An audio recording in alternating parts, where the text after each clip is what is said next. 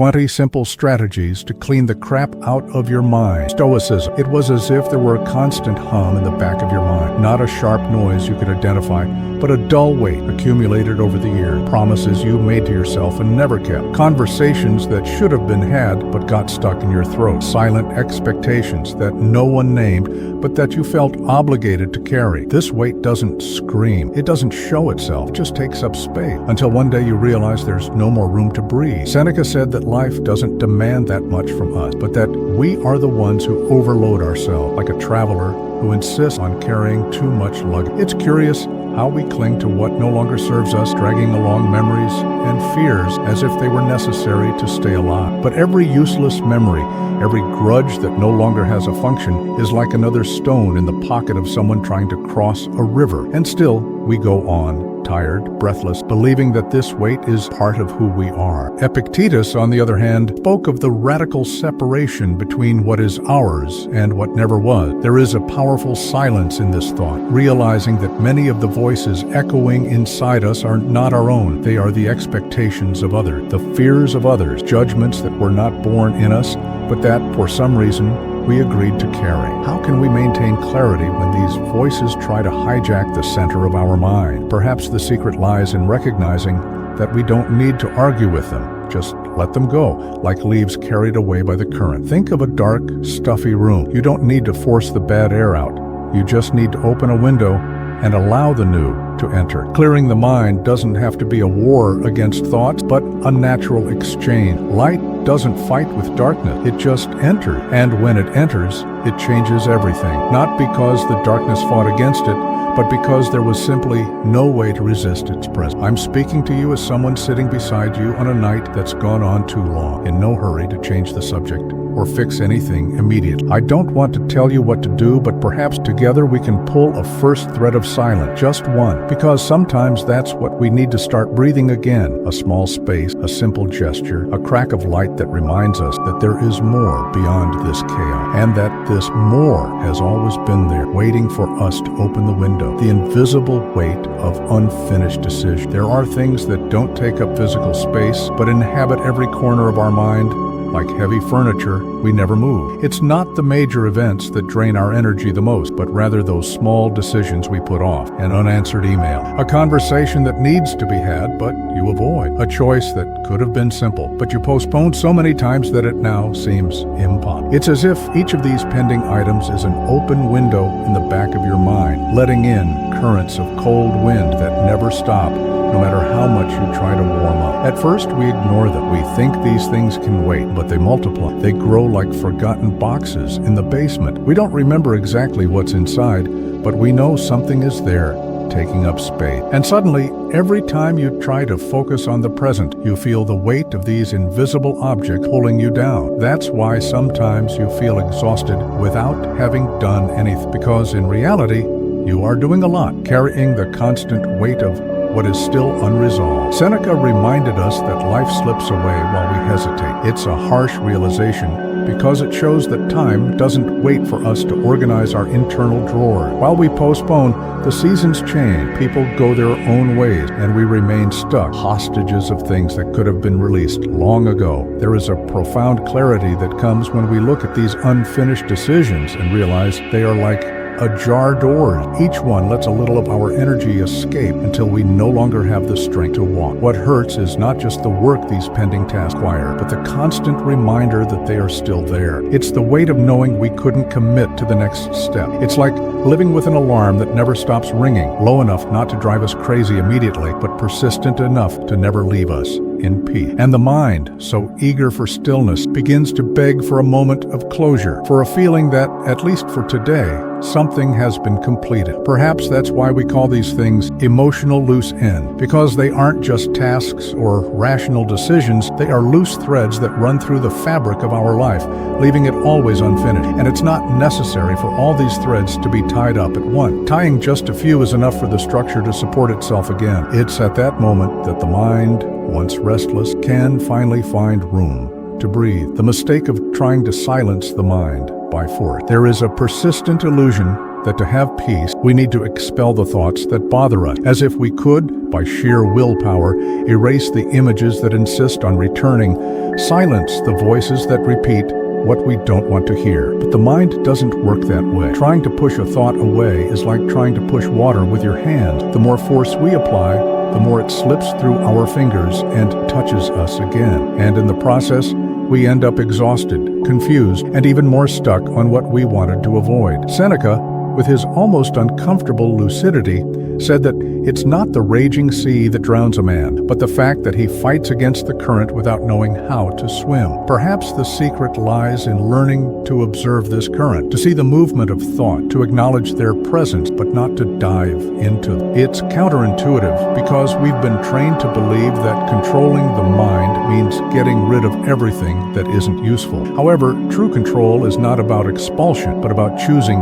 where to rest your gaze. There is something liberating in realizing that a thought doesn't need to be fought to lose its power. It can simply exist like a cloud crossing the sky without changing the course of the wind. When we fight it, we create resistance, and resistance is fuel. It's what keeps alive what we want to forget. But when we look from a certain distance without the urgency to change, we realize that most of these thoughts don't have deep they always. The impulse to silence the mind by force often comes from fear of feeling too much, fear of finding something inside us that we don't know how to name. And in this fear, we create a hostile relationship with ourselves, as if we need to guard every inner corner to prevent something dangerous from entering. But the mind is not a closed room. It's an open field. The wind that brings dust also brings freshness. The same space that holds unease can, in the next moment, harbor calm. By trying to control everything, we lose the ability to notice what really matters. And ironic, the more we try to control, the more untamed the mind becomes. It's a cycle that isn't broken by force, but by presence, by the silent courage to see,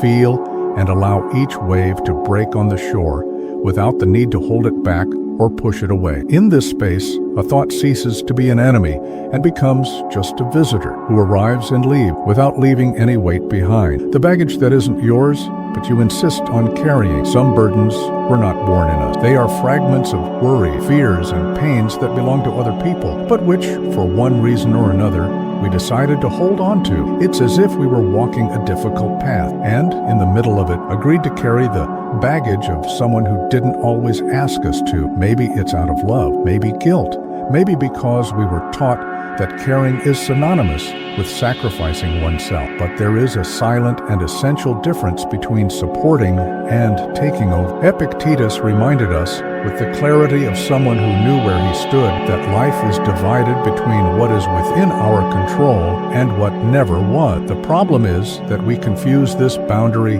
every day. When the suffering belongs to someone we love, we feel the urge to solve it, as if the other's relief depends entirely on us. And in this process, we cross an invisible line. We start living as if others' problems were our daily duty, occupying the same emotional space as our own issue. Carrying others' weight without limits puts us in a state of exhaustion that we don't notice at first. First, it's a bad night's sleep. Then, it's a mind full of thoughts that have nothing to do with our life but consume the same energy we would use to deal with our own challenge. There comes a point where we no longer know how to distinguish what we feel from what we absorb. And this internal confusion is not just exhausting, it's corrosive. The most painful part is that the other person doesn't always feel lighter because we carry their burden with. Often, we continue to suffer alongside them, but now with double the weight, theirs and ours. It's like trying to save someone who is drowning while we also have water in our lungs. No one breathes, no one finds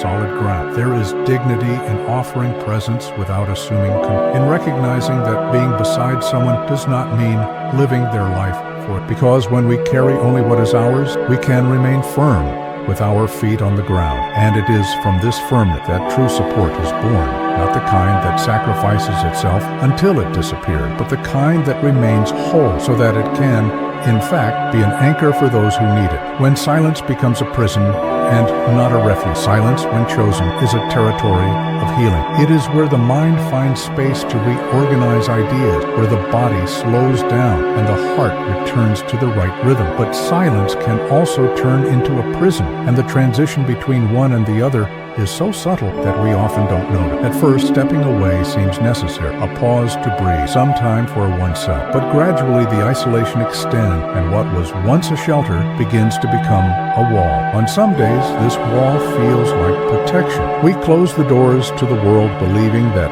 by doing so, we will be safe, and perhaps we are. But absolute security comes at a price. It also prevents life from entering. It is at this point that silence, instead of restoring, begins to corrode. It ceases to be rest and becomes an escape that leads us nowhere, only keeping us trapped within ourselves. It is possible to live in this state for so long that we forget there is another way. We forget the sound of voices that welcome us, the good weight of a sincere hug, the presence of someone who stays by our side, even when there's nothing to say. The prison-like silence is not perceived by external noise, but by the absence of internal movement. It is when everything seems to stand still, like a river frozen in winter, that the soul begins to lose its fluidity. Marcus Aurelius said that it is possible to be surrounded by people and still remain calm inside, just as it is possible to be alone and still be at war with oneself. True peace is not in shutting oneself off from the world, but in finding a center that remains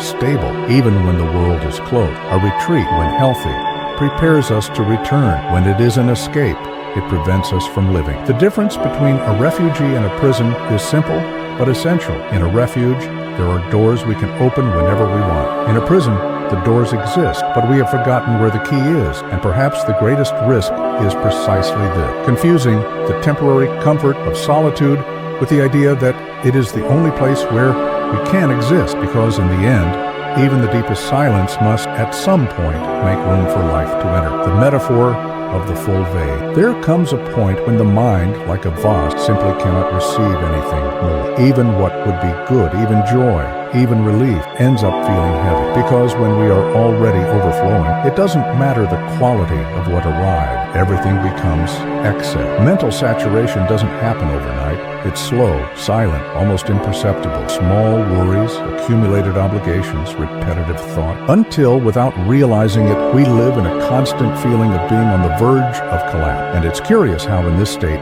even good news can tire us. An invitation that in another phase would bring excitement now seems like another responsibility. An opportunity that once would have filled us with energy is now seen as another burden to manage. It's like trying to put flowers in a vase already full of murky water. They won't have room to open, and they will still be affected by what was already there. Seneca reminded us that it's no use adding if we don't remove what is in excess. To empty is not a loss, it is preparation. It is the space that allows the new to settle in without crushing what is already in place. But we are afraid to empty, afraid of having left, afraid of the void. But it is in the void that the possibility of renewal resides. When the vase is full, it is just a container. When it is clean and has space, it becomes receptive. Living with an overflowing mind is living without margin. It's having nowhere to rest your gaze because everything seems urgent. Everything seems to demand a response. Everything seems to scream at the same time. And there is no clarity when everything occupies the same volume within us. To empty is, first and foremost, to give things back the real size they have, to allow the small to remain small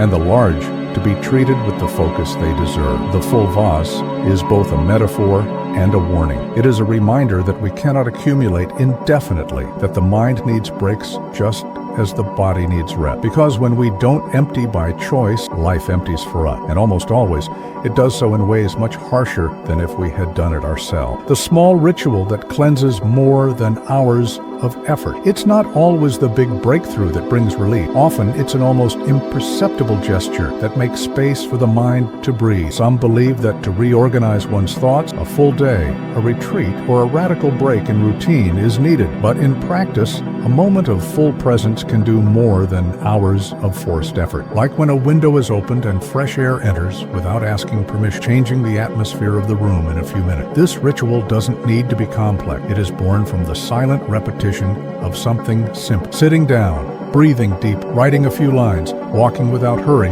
feeling the weight of your feet on the ground. What matters is not the format, but the way it becomes an anchor point in the midst of chaos. Associating this physical gesture with a symbolic intention is like telling the mind, it's safe here, This is a space to let go, without needing words, without needing explanation. What makes this type of practice so effective is precisely the absence of pressure. There is no expectation of immediate result, no demand to feel better right away. There is only the silent consistency of an act that, over time, creates clearings in the tangle of thought, as if each repetition were a thread being pulled, undoing old knots and leaving the fabric lighter, more breathable. Marcus Aurelius believed that small actions repeated with clarity of purpose shape not only the day but the character. A 2-minute gesture, done with attention, has the power to alter the course of an entire morning, and in the long run, it can change the way we face internal turmoil, because the mind, like the body, responds to what is cultivated every day. Perhaps the greatest value of a small ritual